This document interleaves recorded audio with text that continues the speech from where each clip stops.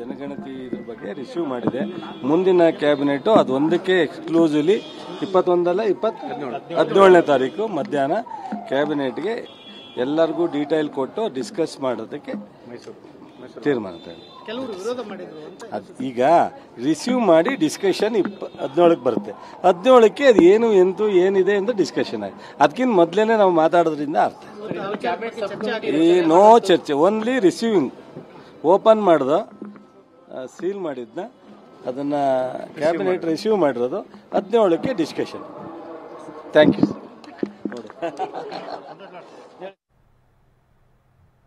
ಎಲ್ಲಾ ಸಚಿವರು ಕೂಡ ಅದನ್ನೇ ಹೇಳ್ತಾ ಇರೋದು. 17ನೇ ತಾರೀಕು ವಿಶೇಷ ಸಚಿವ ಸಂಪುಟ ಸಭೆ ಇರುತ್ತೆ, ಅಲ್ಲಿ ನಿರ್ಧಾರವನ್ನ ಮಾಡ್ತೀವಿ, ಏನೇ ಅಭಿಪ್ರಾಯಗಳಿದ್ರು ಅಲ್ಲಿ ವ್ಯಕ್ತಪಡಿಸಬಹುದು ಅಂತ. ಒಂದು ಏನಿದೆ ಅಂತಾನೆ ಗೊತ್ತಿಲ್ಲದೇನೆ, ಆ ವರದಿಯಲ್ಲಿ ಏನಿದೆ ಅನ್ನೋದನ್ನೇ ಗೊತ್ತಿಲ್ಲದೇನೆ ವಿರೋಧ ವ್ಯಕ್ತವಾಗ್ತಾ ಇದೆ, ವಿರೋಧಿಸ್ತಾ ಇದ್ದಾರೆ ಅಂತ ಹೇಳೋದಕ್ಕಾಗಲ್ಲ. ಅದಕ್ಕಾಗಿನೇ ಒಂದು ಸಭೆ ಅಂತ ನಿಗದಿ ಮಾಡಿದ್ದೀವಿ, ದಿನಾಂಕವನ್ನ ನಿಗದಿ ಮಾಡಿದ್ದೀವಿ. ಅವತ್ತಿನ ದಿನ ಚರ್ಚೆಗೆ ಬರಬೇಕು, ಅಲ್ಲಿ ಅಭಿಪ್ರಾಯಗಳನ್ನ ಸಂಗ್ರಹಿಸಬೇಕು. ನಮಗೇನಾದ್ರೂ ವಿರೋಧ ಇದ್ರೆ ಯಾಕೆ, ಯಾವ ಅಂಶದ ಮೇಲೆ ಅನ್ನೋದು ಗೊತ್ತಾಗಬೇಕು.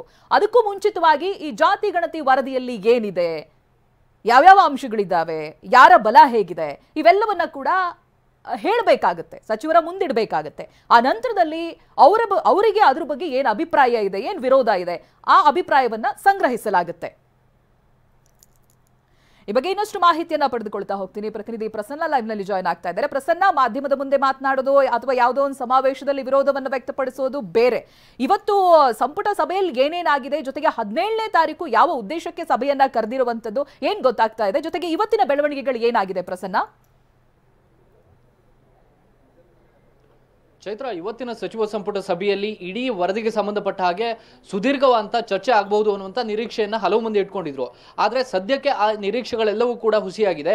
ಕೆಲವು ಸೀಮಿತ ಕಾರ್ಯಗಳಿಗೆ ಮಾತ್ರ ಇವತ್ತಿನ ಸಚಿವ ಸಂಪುಟ ಸಭೆ ಅವಕಾಶವನ್ನು ಮಾಡಿಕೊಟ್ಟಿದೆ. ಒಂದು, ಹಿಂದುಳಿದ ವರ್ಗಗಳ ಕಲ್ಯಾಣ ಇಲಾಖೆ ಆ ವರದಿಯನ್ನು, ಹಿಂದುಳಿದ ವರ್ಗಗಳ ಆಯೋಗದಿಂದ ಸ್ವೀಕರಿಸಿದಂಥ ವರದಿಯನ್ನು ಖಜಾನೆಯಲ್ಲಿ ಇಟ್ಟಿತ್ತು. ಇವತ್ತಿನ ಸಚಿವ ಸಂಪುಟ ಸಭೆಗೆ ಆ ಒಂದು ಬಾಕ್ಸ್ಗಳನ್ನ ತಂದು ವರದಿಯನ್ನು ಸಚಿವ ಶಿವರಾಜ್ ತಂಗಡಗಿಯವರು ಓಪನ್ ಮಾಡಿದ್ದಾರೆ.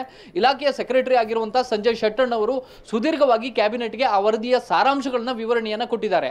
ಅಂದ್ರೆ ಯಾವ ಯಾವ ಮಾನದಂಡಗಳ ಆಧಾರದ ಮೇಲೆ ಸಮೀಕ್ಷೆಗಳು ನಡೆದಿದ್ದಾವೆ, 54 ಅಂಶಗಳನ್ನ ಮುಂದಿಟ್ಟುಕೊಂಡು ಹೇಗೆ ಸಮೀಕ್ಷೆಗಳನ್ನ ನಡೆಸಲಾಯಿತು, ಮತ್ತು ಸಮಗ್ರವಾಗಿ ಈ ಸಂಪುಟಗಳಲ್ಲಿ ಏನೇನಿದೆ ಅನ್ನುವಂಥ ಸಾರಾಂಶಗಳನ್ನ ಸಂಪೂರ್ಣವಾಗಿ ಕ್ಯಾಬಿನೆಟ್ಗೆ ವಿವರಿಸುವಂತ ಕೆಲಸವನ್ನ ಇಲಾಖೆಯ ಸೆಕ್ರೆಟರಿ ಅವರು ಮಾಡಿದ್ದಾರೆ. ಈ ಕಾರಣಕ್ಕೋಸ್ಕರ ಇದೀಗ ಸುದೀರ್ಘವಾದಂತಹ ಚರ್ಚೆಯ ಅವಶ್ಯಕತೆ ಇದೆ ಅನ್ನುವಂಥದ್ದನ್ನ ಮನಗಂಡಿರುವಂತಹ ಸಚಿವರು ಮತ್ತು ಮುಖ್ಯಮಂತ್ರಿ ಸಿದ್ದರಾಮಯ್ಯನವರು ವಿಶೇಷ ಕ್ಯಾಬಿನೆಟ್ ಕರೆಯೋದಕ್ಕೆ ತೀರ್ಮಾನವನ್ನು ತೆಗೆದುಕೊಂಡಿದ್ದಾರೆ. ಏಪ್ರಿಲ್ 17ನೇ ತಾರೀಕು ಸಂಜೆ 4 ಗಂಟೆಗೆ ವಿಶೇಷ ಕ್ಯಾಬಿನೆಟ್ ನಿಗದಿಯಾಗಿದೆ. ಪ್ರಮುಖವಾಗಿ ಕೇವಲ ಜಾತಿ ಜನಗಣತಿ ಮತ್ತು ಈ ಆರ್ಥಿಕ, ಶೈಕ್ಷಣಿಕ, ಸಾಮಾಜಿಕ ಸಮೀಕ್ಷಾ ವರದಿಯ ಚರ್ಚೆಗೆ ಅಂತೇಳಿ ಈ ಒಂದು ಕ್ಯಾಬಿನೆಟ್ ಅನ್ನ ಕರೆದಿರುವಂತಹ ಮುಖ್ಯಮಂತ್ರಿ ಸಿದ್ದರಾಮಯ್ಯನವರು ಎಲ್ಲ ಸಚಿವರು ಕೂಡ ತಮ್ಮ ತಮ್ಮ ಅಭಿಪ್ರಾಯವನ್ನ ಅವತ್ತು ತಿಳಿಸಿ ಅನ್ನುವಂತ ಮಾತನ್ನ ಹೇಳ್ತಾ ಇದ್ದಾರೆ. ನಿಜಕ್ಕೂ ಕೂಡ ಬಹಿರಂಗ ವೇದಿಕೆಗಳಲ್ಲಿ ಇದಕ್ಕೆ ವಿರೋಧವಾಗ್ತಾ ಆಗಿರುವಂತದ್ದು ನಿಜ. ಹಲವು ಸಮುದಾಯಗಳು ಈ ಒಂದು ಸಮೀಕ್ಷಾ ವರದಿಯ ಬಗ್ಗೆ, ಜಾತಿ ಜನಗಣತಿಯ ಬಗ್ಗೆ ತಮ್ಮ ತಮ್ಮ ಅಭಿಪ್ರಾಯಗಳನ್ನ ಪರೋಕ್ಷವಾಗಿ ಮತ್ತು ನೇರವಾಗಿ ವಿರೋಧವನ್ನು ಕೂಡ ವ್ಯಕ್ತಪಡಿಸಿದ್ದಾರೆ.